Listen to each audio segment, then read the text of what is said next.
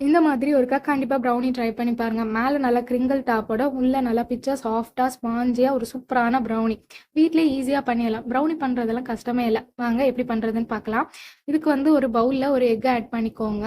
அது கூடவே ஒரு 1/4 கப் அளவுக்கு ஒயிட் சுகர் ஆட் பண்ணிக்கலாம். இது கூட ஒரு 1.5 ஸ்பூன் அளவுக்கு வந்து காஃபி எசன்ஸை ஆட் பண்ணி நல்லா வந்து மிக்ஸ் பண்ணிக்கலாம். நல்லா வந்து சுகர் வந்து மெல்ட் ஆகணும், அந்த அளவுக்கு நல்லா மிக்ஸ் பண்ணிக்கோங்க. அது கூடவே ஒரு 100 கிராம் ஆஃப் சாக்லேட்டையும் அப்புறம் ஒரு 1/4 கப் அளவுக்கு பட்டரையும் ஆட் பண்ணி நல்லா மெல்ட் பண்ணி அதையும் இந்த எக் மிக்சரில் வந்து ஆட் பண்ணி நல்லா வந்து சாஃப்டாக ஜென்டிலாக வந்து மிக்ஸ் பண்ணிக்கோங்க.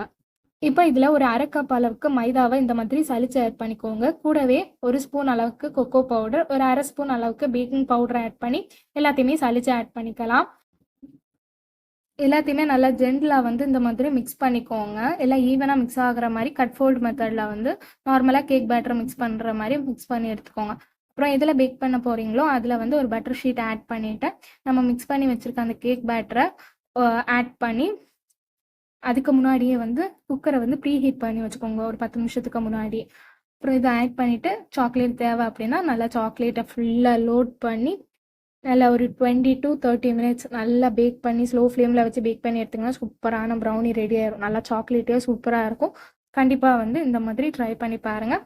ஃபஸ்ட் டைம் பண்ணேன், பர்ஃபெக்டாக வந்துருந்து. நீங்களும் ட்ரை பண்ணி பாருங்கள். தேங்க்யூ ஃபார் வாட்சிங்.